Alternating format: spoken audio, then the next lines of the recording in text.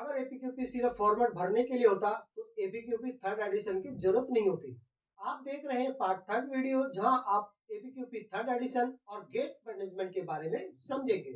अगर अभी तक आपने पार्ट फर्स्ट वीडियो एपीक्यूपी क्या है, एपीक्यूपी के बेनिफिट क्या है, पार्ट सेकंड वीडियो एपीक्यूपी के 5 फेजेस का ओवरव्यू का वीडियो नहीं देखा है, उसका लिंक वीडियो में नीचे डिस्क्रिप्शन में दिया गया है।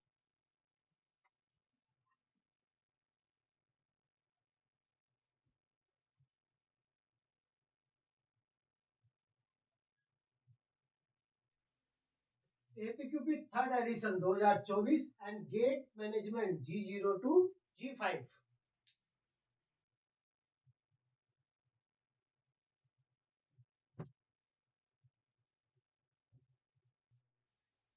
APQP third edition publish by AIAG, automotive industry action group,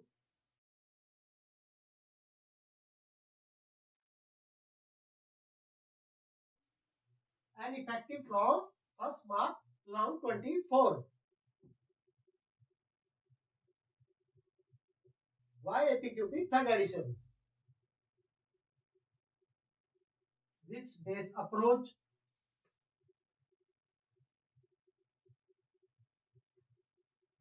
not rigid format, flexible,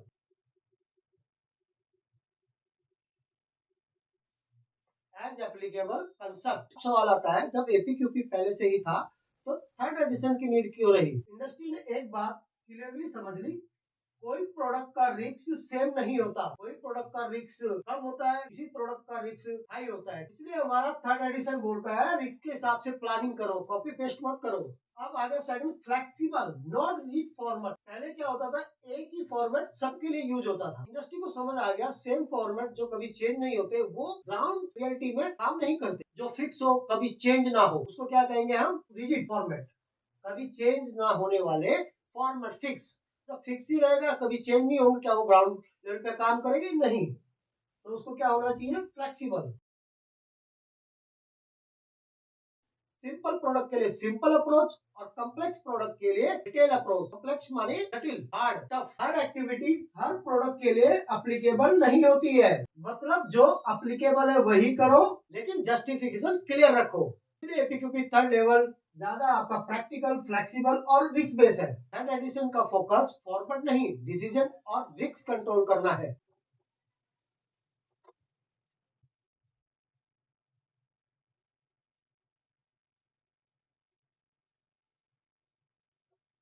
gate management concept. Gate is equal to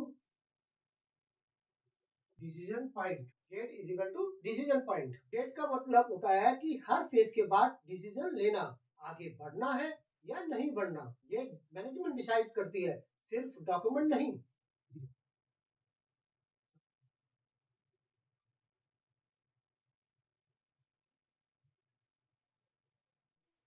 G0 concept defined management approval before APQP phase first. Gate management में जो सबसे पहला gate होता है वो gate होता है G0, जिसे हम प्रोग्राम कंसेप्ट गेट कहते हैं। G0 एपीक्यूपी फेज फर्स्ट से पहले आता है। गेट मैनेजमेंट का ये ऑब्जेक्टिव होता है कि ये डिसाइड करना कि क्या इस कस्टमर की रिक्वायरमेंट को लेके हम प्रोजेक्ट स्टार्ट करें या नहीं। मान लो आपको किसी कस्टमर से 10 प्रोडक्ट मिला डेवलप करने के लिए, तो कंपनी डिसाइड करेगी क्या हमारे पास टेक्नोलॉजी है या नहीं, क्या इस प्रोडक्ट को हम ले सकते हैं या नहीं। इसके बेस पर एपीक्यूपी फेज 1 की प्लानिंग स्टार्ट होती है। जीरो का आउटपुट होता है क्लियर प्रोग्राम डायरेक्शन, जिसके बेस पर एपीक्यूपी फेज फर्स्ट स्टार्ट होती है।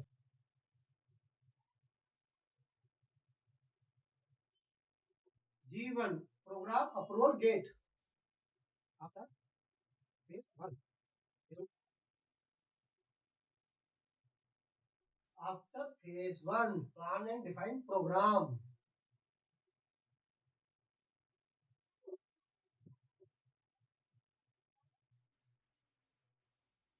Requirement, feasibility and plan. G1 को हम प्रोग्राम अप्रूवल गेट कहते हैं। गेट G1 कब आएगा? थोड़ा सॉरी, ये जो गेट है एपीक्यूपी फेज फर्स्ट जो है कंप्लीट होने के बाद आता है। ये फर्स्ट का पर्पज होता है क्या हमने जो प्लानिंग करी है क्या वो स्ट्रॉन्ग है या नहीं, और क्या प्रोजेक्ट को एग्जीक्यूट करने के लिए अप्रूव किया जा सकता है या नहीं। इस स्टेज पर प्रोडक्ट डिजाइन डिस्कस नहीं होता, planning, resources and risk review होते हैं।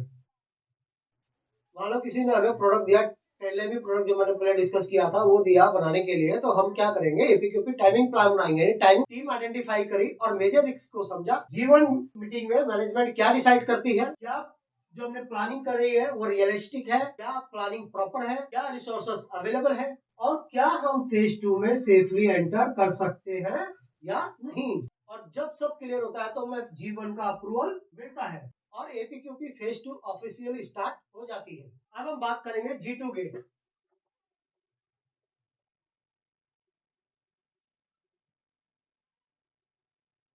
Design freeze gate after एपीक्यूपी।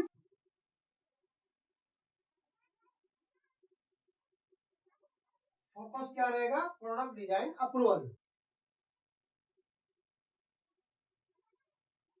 Output design freeze phase third. G2 को हम डिजाइन फ्रीज गेट कहते हैं। ये आपका कब आता है, एपीक्यूपी फेज 2 डिजाइन एंड डेवलपमेंट के बाद। गेट 2 का जो ऑब्जेक्टिव होता है वो ये होता है कि जो हमारा जो प्रोडक्ट डिजाइन है वो टेक्निकली कंप्लीट है या नहीं। इस स्टेज पर हम क्या चेक करते हैं कि जो कस्टमर की रिक्वायरमेंट है वो डिजाइन में प्रॉपर तरीके से ट्रांसफर हुई है या नहीं हुई है, डिजाइन फिजिबल है या नहीं, और रिस्क भी एक्सेप्टेबल लेवल पर है या नहीं, आई तो नहीं है। एग्जाम्पल के तौर पर जैसे कि product tail lamp, lens, LED, housing और इंटरफेस फाइनलाइज हो चुके होते हैं। G2 मीटिंग में मैनेजमेंट और क्रॉस फंक्शन टीम डिसाइड करती है क्या ये डिजाइन फ्रीज की जा सकती है या नहीं, और क्या हम फेज 3 के अंदर मूव कर सकते हैं या नहीं। अगर डिजाइन हमारा अप्रूव हो जाता है, अगर डिजाइन हमारा अप्रूव हो जाता है और G2 से डिजाइन अप्रूवल मिलता है और उसके बाद प्रोसेस प्लानिंग स्टार्ट होती है। अब आगे चलते हैं, आइए अब अगले गेट पे चले। गेट यानी कि आपका दरवाजे वाला गेट, गेट माने एपीक्यूपी gate.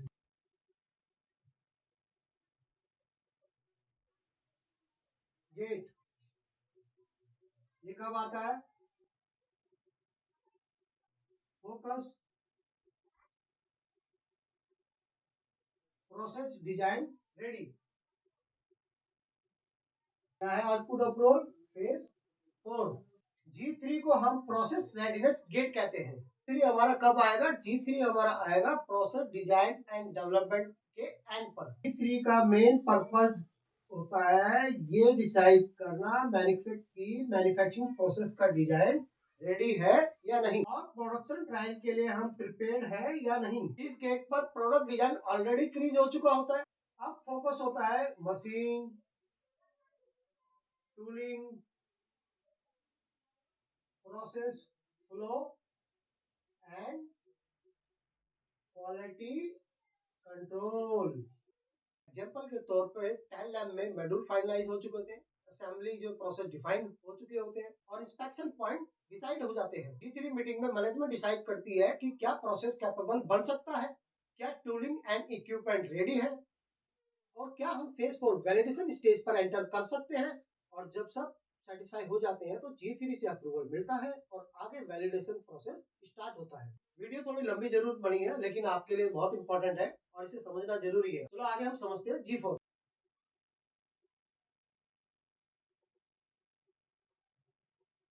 G4 product and process validation gate after APQP phase 4।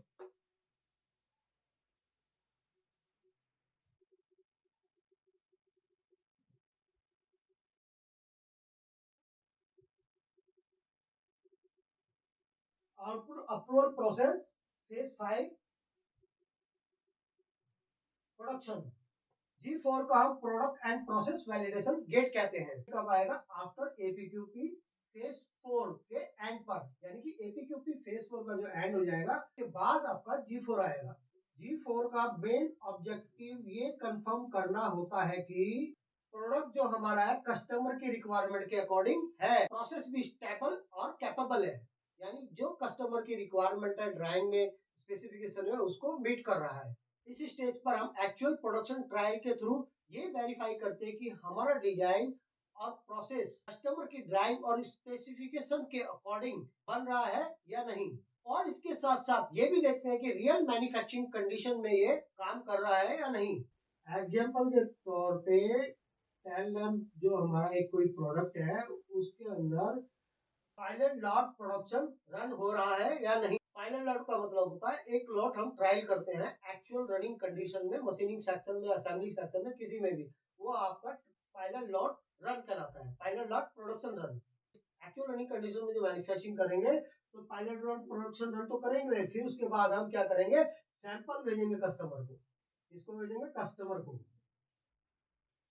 और प्रोसेस की कैपेबिलिटी चेक की जाती है। और G4 मीटिंग में ये डिसीजन लिया जाता है कि कस्टमर की एक्सपेक्टेशन के अकॉर्डिंग क्या प्रोडक्ट बना है, क्या प्रोसेस कंसिस्टेंट क्वालिटी दे पा रहा है, यानी कि लगातार सेम क्वालिटी उसी मशीनिंग उसी स्टेज पर दे पा रहा है या नहीं, और क्या हम रेगुलर प्रोडक्शन के लिए रेडी है या नहीं। और जब सब रिजल्ट सेटिस्फाई होता है तब हमें आगे G4 का अप्रूवल मिलता है और प्रोजेक्ट एपीक्यूपी 5 फेज लॉन्च यानी प्रोडक्शन स्टेज में मूव होता है। अब हम अगले गेट मैनेजमेंट की बात करेंगे, G5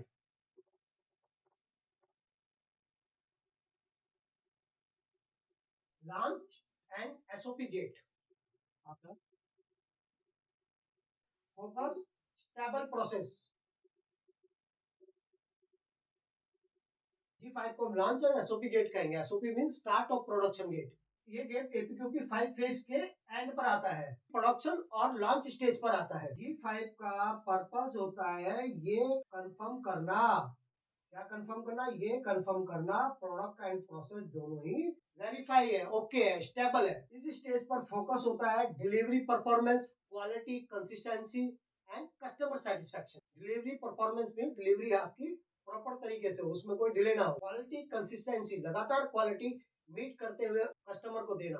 और कस्टमर सेटिस्फेक्शन, कोई प्रोडक्ट है वो प्रोडक्ट आपका स्टार्ट हो चुका होता है, रेगुलर प्रोडक्शन जा रहा होता है क्वालिटी के साथ, कस्टमर सेटिस्फेक्शन के साथ और डिलीवरी के साथ। G5 मीटिंग में मैनेजमेंट ये डिसाइड करती है क्या हमारा प्रोडक्शन स्मूथ चल रहा है, क्या रिजेक्शन एंड कंप्लेंट कंट्रोल में है या नहीं, क्या प्रोजेक्ट को ऑफिशियली क्लोज किया जा सकता है या नहीं। और जब सब स्टेबल होता है तो फिर G5 का फाइनल अप्रूवल मिलता है और एपीक्यूपी फॉर्मली क्लोज हो जाती है।